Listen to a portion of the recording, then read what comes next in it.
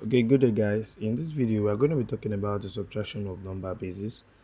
In the first video, we've spoken about definition of number bases, the basic rules of number bases, addition of number bases. Now we are now in subtraction of number bases. So let's kickstart. Now, example one. So if we have some certain questions, like let's say they give us 1111 base 2 minus 101 base 2, that we should subtract these particular terms. So what will be done is you will write them like you have been doing to others.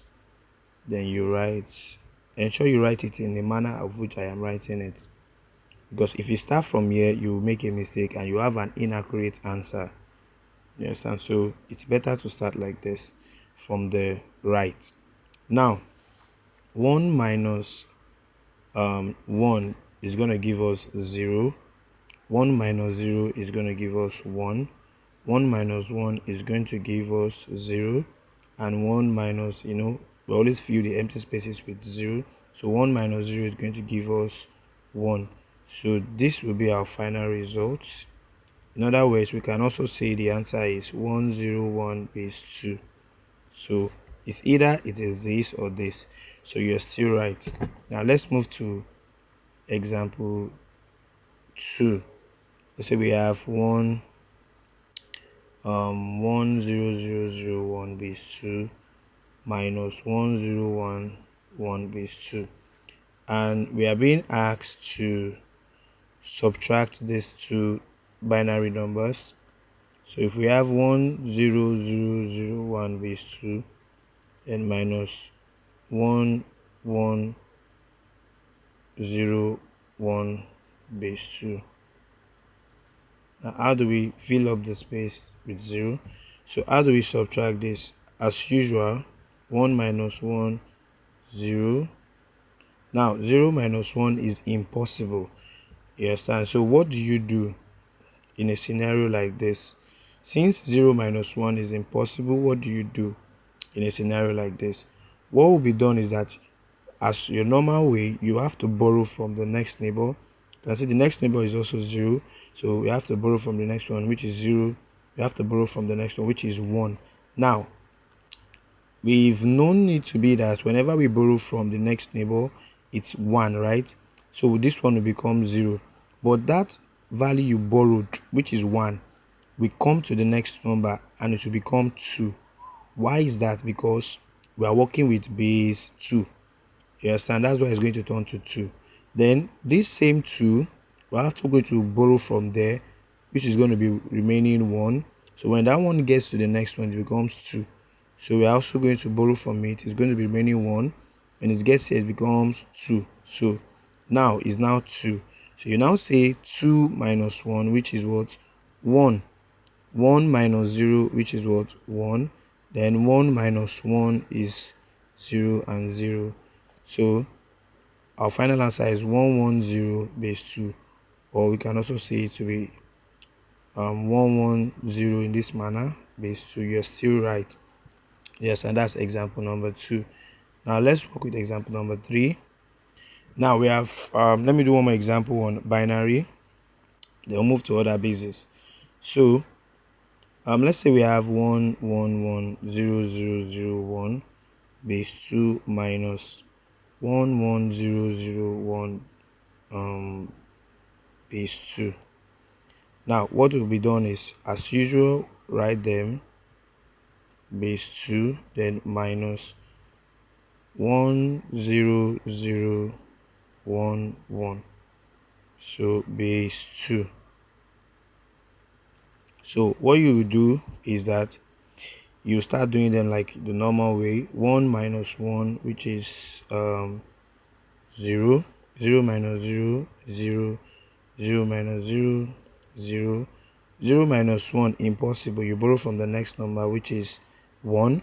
When you borrow from here, this will become 0. Then that one you borrowed, when it gets here, it becomes 2, because we are working with base 2. Now 2 minus 1 is what? Is 1.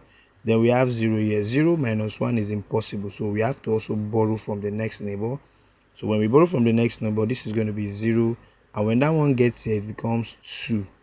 Now you now say 2 minus 1, which is what? 1. So we are left with 0. So 0 should fill this place. So 0 minus 0, then that will be 0. 1 minus 0, that will be what? 1.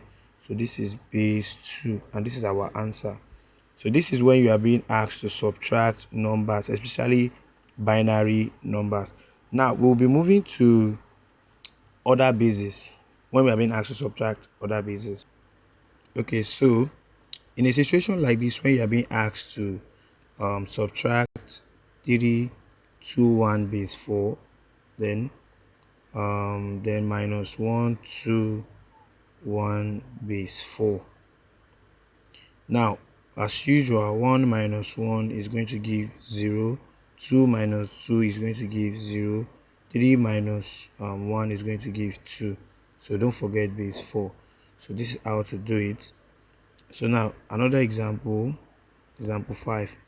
Let's say we have 4, 3, 2 base 5 minus 2, 2, 2, 4, 2, okay, 2, 4, and 2, 4, and 4 again, base 5. Let's say we have something like this now, and we are being asked to subtract. So 4, 3, 2 base 5 minus 2, 4, 4 base 5. Now in this scenario, we have 2 minus 4, which is very impossible. So what we do is we borrow from the next neighbor. This remains 2. Now that one that we borrow from the next neighbor, when it gets here, it becomes 5. Why? Because we are working with base 5. Now what would be done next is that you say 5 plus 2, which is what? 7. Now 7 minus 4, which is going to give us 3. So that's base. You don't forget your base 5. So the next thing is 2 minus 4, the same approach. You borrow from the next neighbor. This is going to be 3 remaining. Then that one that you borrowed, when it gets here, it becomes 5. Why? Because we are working with base 5. So 5 plus 2 is what? Is 7. Now 7 minus 4 is going to give us 3. Do you understand? So 3 minus 2 is 1. So base 5. Final answer. Do you understand? So 133 base 5. So if you are doubting your answer, this is how to check your answer, if you are right or wrong with your subtraction. So because sometimes students usually have issues like that. So all you have to do is add this and this together. Add this and this together, and if it gives you this, then you are right. So 133 base 5 plus 244 base 5. Let me add them together now. So if you remember our addition technique, 3 plus 4 is 7. I can't write 7 because 7 is greater than 5. So 7 divided by 5 is going to give 1 remainder 2. So I would write the remainder for us 2, then I'll carry 1. 1 plus 3 plus 4, that's 8. 8 is also greater than 5, so I'll write it 1 remainder 3. So remainder for us, which is 3, and I'll carry 1. So 1 plus 1 plus 2 is 4. 4 is less than the base, so I can write it. So no need of dividing by 5 again. So this is base 5. So you can see now that it is the same as the question here. So this is a proof that what you have done is correct. Now the very last example for subtraction of number bases. Let's say we have 765 base 8 minus 357 base 8. Now if we have something like this, still same approach, 765 base 8 minus 357 base 8. So 5 minus 7 is impossible, so you have to borrow from the next neighbor, which is 5, that will be remaining. So when that one gets here, it becomes 8. So you say 8 plus 5 is 13. So 13 minus 6 is going to give us minus 7.